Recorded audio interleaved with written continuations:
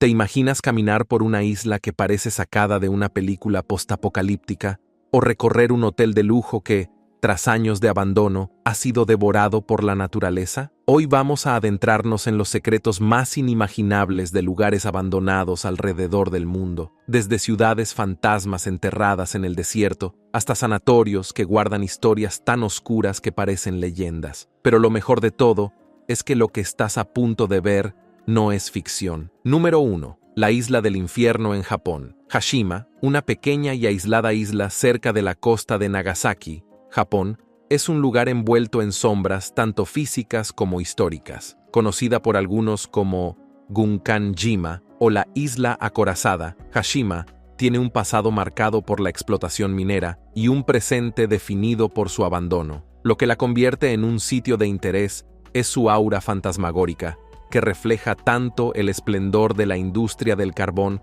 como las tragedias humanas que allí se vivieron. En el auge de la minería de carbón, entre finales del siglo XIX y mediados del siglo XX, Hashima era un hervidero de actividad. La isla era un centro minero clave para Japón y alcanzó su punto máximo en 1959, cuando albergaba alrededor de 5.000 habitantes en tan solo 16 acres. Los edificios de cemento de varios pisos, construidos para acomodar a los mineros y sus familias, le daban a la isla su apodo de acorazada. Sin embargo, su aparente prosperidad ocultaba una realidad mucho más oscura. Durante la Segunda Guerra Mundial, la isla se convirtió en un lugar de trabajo forzado, donde prisioneros de guerra chinos y coreanos fueron obligados a trabajar bajo condiciones inhumanas. Estos hombres eran enviados a las profundidades de las minas de carbón, excavando a casi 1 kilómetro bajo tierra. Las jornadas eran extenuantes,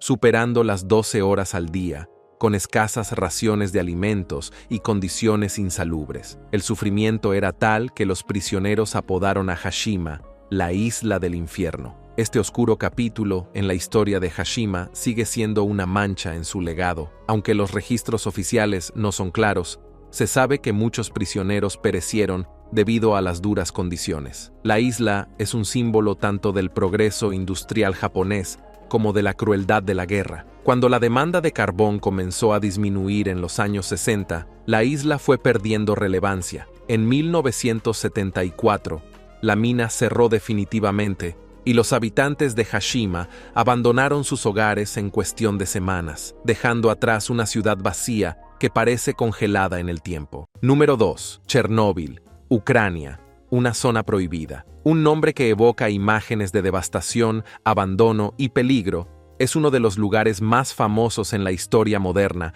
por una catástrofe que cambió la percepción mundial sobre la energía nuclear. El 26 de abril de 1986, una explosión en la central nuclear de Chernóbil, en lo que hoy es Ucrania, liberó una cantidad de radiación tan intensa que afectó a varios países de Europa y dejó una zona inhabitable que sigue siendo un recordatorio del poder destructivo de la tecnología humana mal gestionada. El reactor número 4 de la planta sufrió un sobrecalentamiento durante una prueba de seguridad fallida, lo que provocó la explosión que liberó una nube de material radiactivo. Este desastre fue considerado el peor accidente nuclear de la historia, ya que la radiación liberada fue unas 400 veces mayor que la del bombardeo de Hiroshima y Nagasaki combinados. El daño fue tal que el gobierno soviético evacuó inmediatamente a más de 100.000 personas de las áreas circundantes, creando la tristemente célebre zona de exclusión que abarca un radio de 30 kilómetros alrededor de la planta.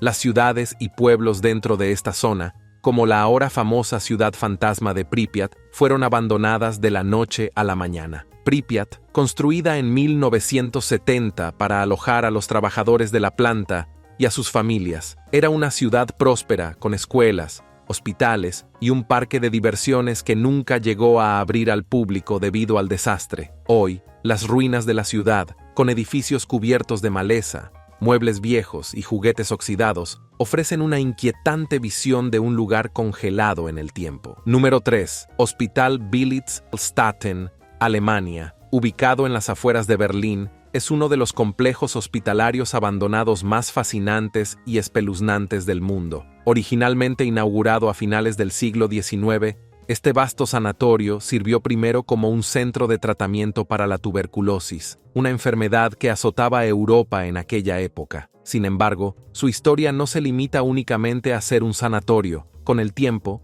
se convirtió en un lugar de importancia militar, especialmente durante las dos guerras mundiales, lo que añade un aura de misterio y oscuridad a sus ya de por sí inquietantes corredores. Cuando se construyó en 1898, Billits-Hallstatten fue concebido como el mayor sanatorio de su tipo en Europa. La tuberculosis, una enfermedad respiratoria extremadamente contagiosa y muchas veces mortal en ese entonces, hizo necesario que se construyeran instalaciones especializadas para tratar a los enfermos. El complejo estaba compuesto por más de 60 edificios, incluyendo pabellones para hombres y mujeres, y su capacidad para albergar a miles de pacientes lo convirtió en un símbolo de la lucha contra esta enfermedad. Durante la Primera Guerra Mundial, Billits-Hallstatten fue utilizado como hospital militar para atender a los soldados heridos en el frente. Fue aquí donde un joven soldado alemán, herido durante la batalla de Somme en 1916, fue atendido. Este soldado, Adolf Hitler, pasó varias semanas recuperándose de una lesión en la pierna en este hospital. Aunque en ese momento era solo un soldado más entre los muchos que trataban de recuperarse de los horrores de la guerra, su nombre más tarde resonaría en la historia como el líder del partido nazi. Este hecho ha dado al hospital un vínculo oscuro con la historia del siglo XX, atrayendo a curiosos que buscan rastros de su estancia allí. Durante la Segunda Guerra Mundial, Billits-Hallstatten nuevamente desempeñó un papel importante como hospital militar, esta vez bajo el control del ejército nazi. Sin embargo, tras la derrota de Alemania, el hospital fue tomado por el ejército soviético, que lo utilizó como su principal hospital militar en Alemania Oriental. Los soviéticos mantuvieron el control de Hallstatten durante casi 50 años, y el hospital continuó funcionando hasta 1995, cuando finalmente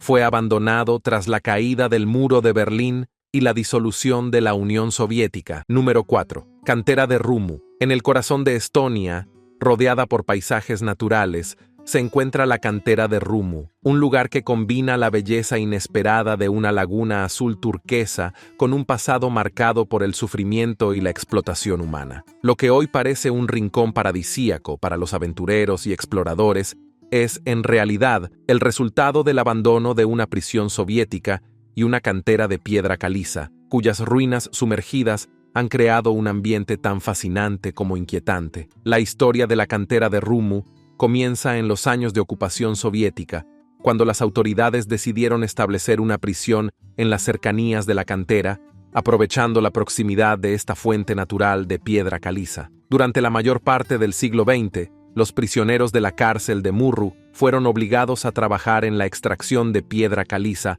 bajo condiciones extremadamente duras. Estos reclusos no solo cumplían sentencias, sino que también formaban parte de la fuerza laboral que hacía posible la operación de la cantera. El trabajo era físicamente extenuante, con largas jornadas bajo el sol o la lluvia, y a menudo sin el equipo adecuado, lo que resultaba en lesiones y un desgaste físico brutal. Con el tiempo, la cantera se convirtió en una parte integral de la infraestructura de la Unión Soviética, proporcionando materiales esenciales para la construcción y el desarrollo de la región. Sin embargo, con la caída de la Unión Soviética en 1991, la prisión fue cerrada y la cantera quedó completamente abandonada. El agua subterránea que había sido constantemente bombeada fuera de la cantera para mantener las excavaciones secas, comenzó a inundar el lugar rápidamente. En cuestión de semanas, las profundidades de la cantera se llenaron de agua,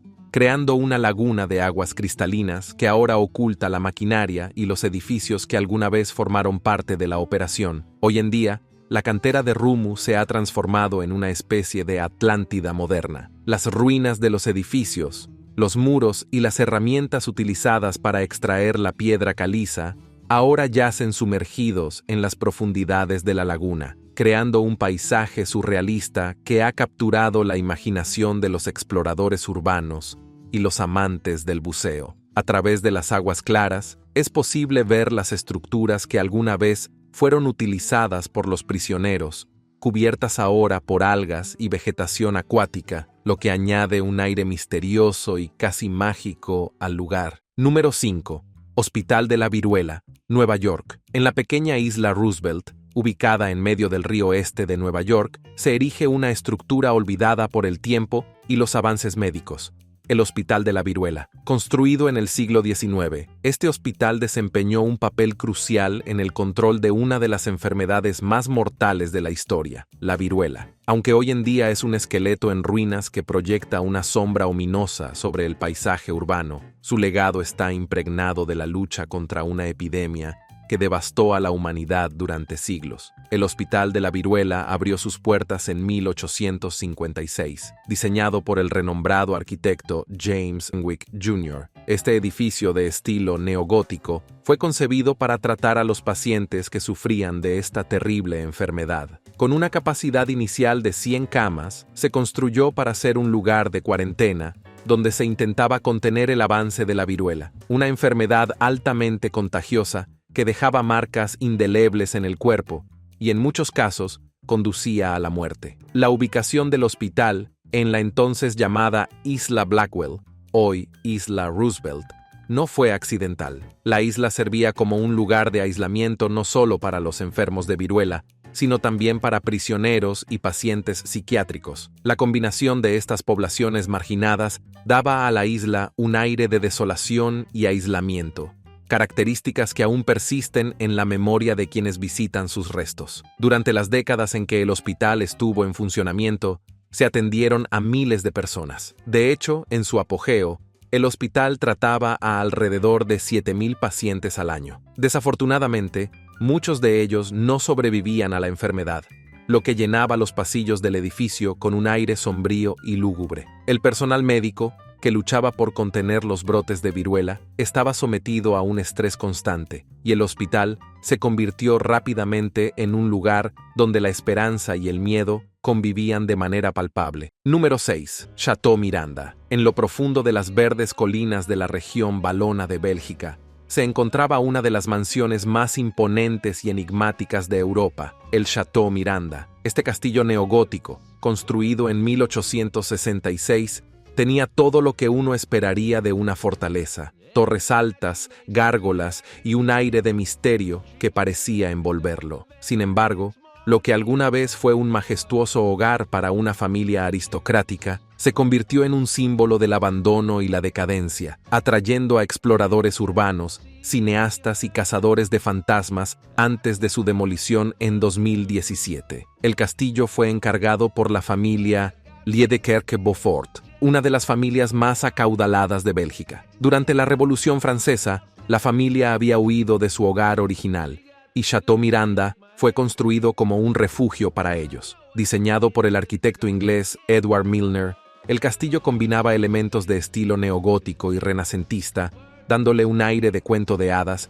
que contrastaba con los tiempos turbulentos de su construcción. Durante décadas, el Chateau Miranda fue un símbolo de riqueza y estatus. Con su torre del reloj de 56 metros de altura, jardines elaborados y amplios salones, el castillo era una joya arquitectónica en la región. La familia Beaufort vivió en el castillo hasta la Segunda Guerra Mundial, cuando su destino cambió para siempre. Durante la ocupación nazi de Bélgica, el castillo fue requisado por las fuerzas alemanas, que lo utilizaron como un centro de operaciones. Después de la guerra, el castillo cambió nuevamente de propósito y se convirtió en un orfanato y campamento de vacaciones para niños enfermos, administrado por la Compañía Nacional de Ferrocarriles de Bélgica. El lugar, rebautizado como Chateau Noisy, albergaba a unos 200 niños, ofreciéndoles un refugio temporal en medio de las secuelas de la guerra. A primera vista, la idea de un campamento de vacaciones en un castillo gótico suena idílica. Sin embargo,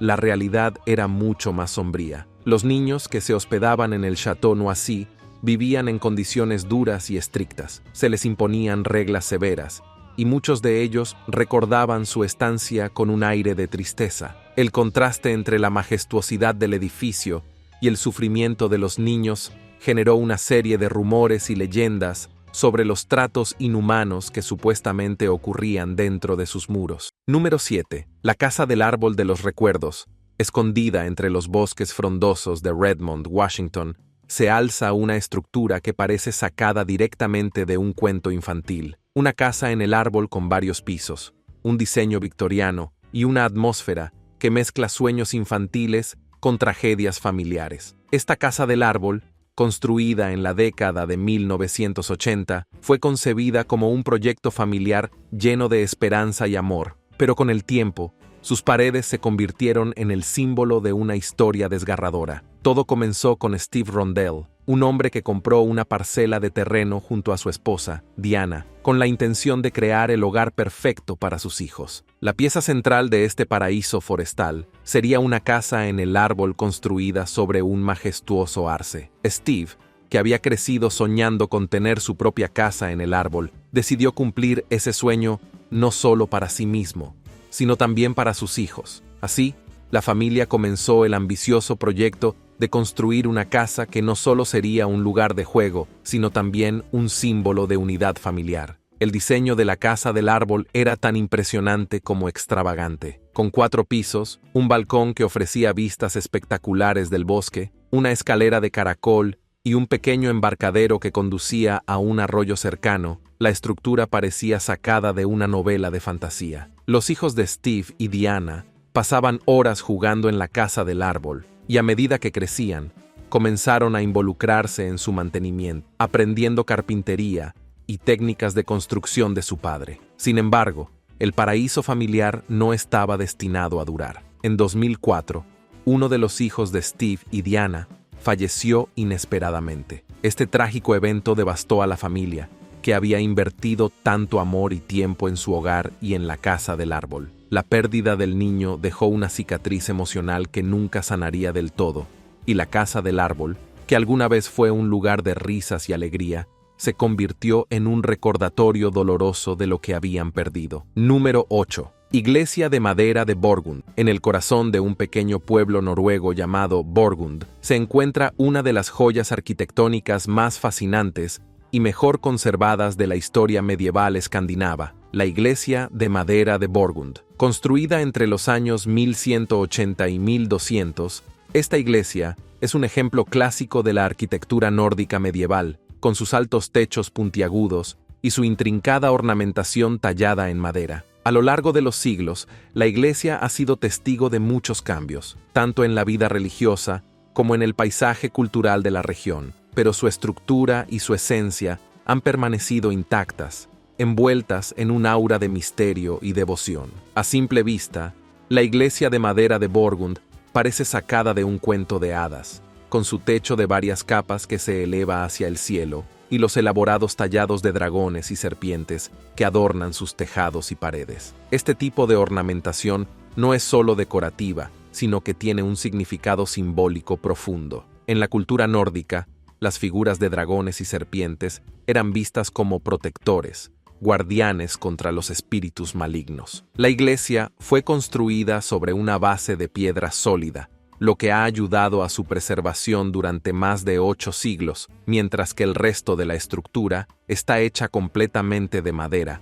una característica distintiva de las iglesias nórdicas medievales. La madera utilizada en la construcción de la iglesia fue tratada con alquitrán, lo que no solo la protegía de las inclemencias del clima, sino que también le daba su distintivo color oscuro. Aunque las iglesias de madera fueron comunes en Escandinavia durante la Edad Media, muchas de ellas han desaparecido con el tiempo debido a incendios, saqueos y el paso natural de los siglos. Sin embargo, la iglesia de Borgund ha resistido el paso del tiempo mejor que la mayoría, y hoy se erige como uno de los ejemplos más completos y mejor conservados de este tipo de arquitectura en todo el mundo. Número 9. Hotel Palace.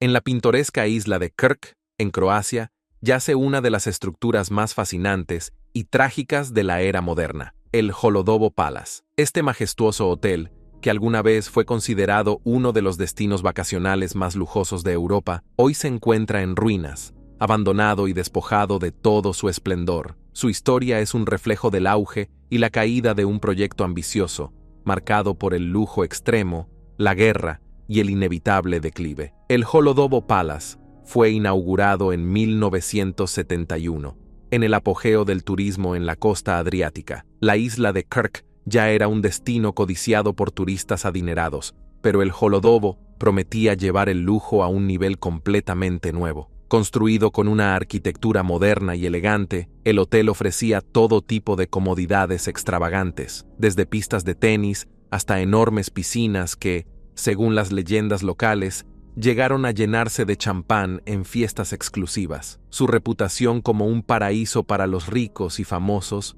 lo convirtió en un imán para los grandes nombres de la época. Sin embargo, lo que realmente destacaba al Holodobo Palace era el casino Adriatic Club, ubicado en el ático del hotel. Este casino fue financiado en parte por Bob Guccione, el magnate fundador de la revista Penthouse, quien invirtió una suma impresionante de $45 millones en su construcción. Se suponía que el casino atraería a los jugadores más ricos del mundo y aseguraría el éxito financiero del hotel. Durante los primeros meses, el casino atrajo a una clientela selecta, pero rápidamente las cosas comenzaron a torcerse. A pesar del lujoso entorno, el casino Adriatic Club se declaró en bancarrota apenas un año después de su apertura, en 1972. Este fue el primer golpe al Holodobo Palace, que aún trataba de mantenerse a flote. Sin embargo, el hotel logró sobrevivir otros años más,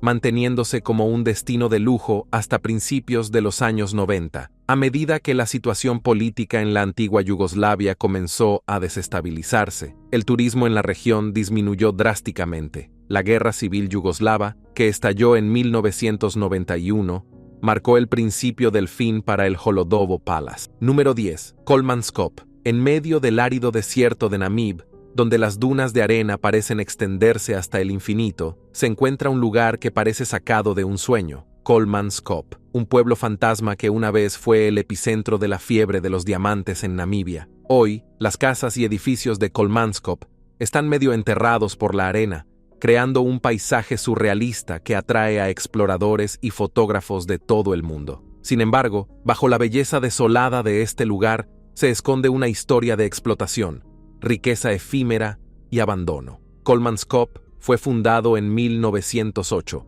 cuando un trabajador ferroviario local encontró un diamante mientras trabajaba en la construcción de la línea ferroviaria cercana. La noticia del hallazgo se propagó rápidamente, y no pasó mucho tiempo antes de que buscadores de todo el mundo llegaran al desierto de Namib en busca de fortuna. El descubrimiento de diamantes en la región transformó lo que antes era un terreno inhóspito en una próspera comunidad minera. En pocos años, Kolmanskop se convirtió en una ciudad rica y vibrante, produciendo una cantidad increíble de diamantes que representaba una parte significativa de la producción mundial. La fiebre de los diamantes atrajo a colonos europeos que querían beneficiarse de esta nueva riqueza. En su apogeo, Kolmanskop era un ejemplo del lujo en medio del desierto. Los colonos construyeron casas al estilo europeo, con grandes ventanales, techos altos y jardines elaborados, todo ello traído en barco desde Europa. La ciudad contaba con hospital, escuela,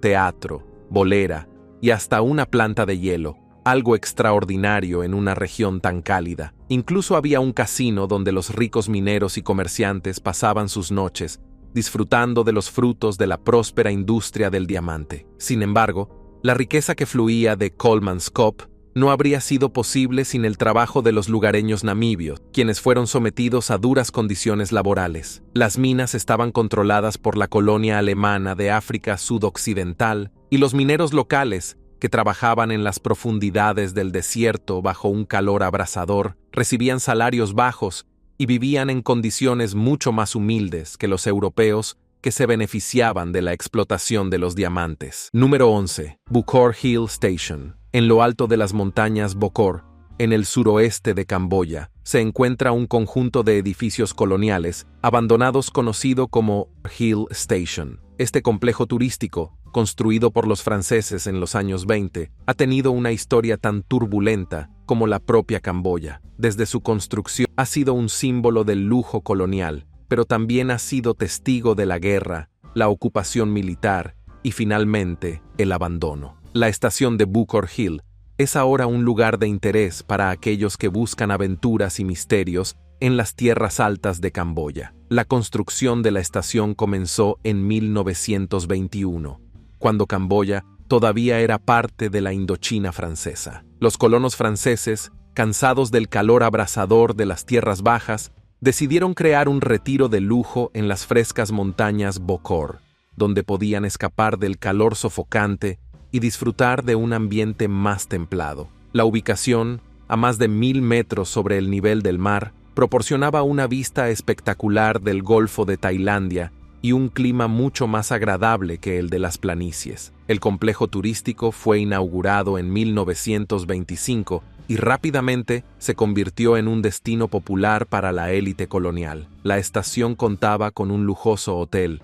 un casino, un palacio de verano para la familia real camboyana y varias villas privadas. Los colonos franceses acudían en masa a Bukor Hill durante los meses más calurosos, disfrutando de las comodidades que el complejo ofrecía y organizando fiestas en el casino que atraía a jugadores de todo el sudeste asiático. Sin embargo, la construcción de la estación de Bukor no estuvo exenta de dificultades. Debido a su ubicación remota y elevada, la construcción fue un desafío monumental. Los trabajadores, en su mayoría campesinos camboyanos, fueron sometidos a condiciones extremadamente duras. Número 12. Craig House. En lo profundo de los tranquilos bosques del Valle del Hudson, al norte de Nueva York, se encuentra una mansión gótica con una historia inquietante, Craig House. Este edificio, que alguna vez fue una de las instituciones psiquiátricas privadas más exclusivas y secretas de Estados Unidos, ha quedado en ruinas desde su cierre en 1999. Con su aire fantasmal y su pasado lleno de tragedias, Craig House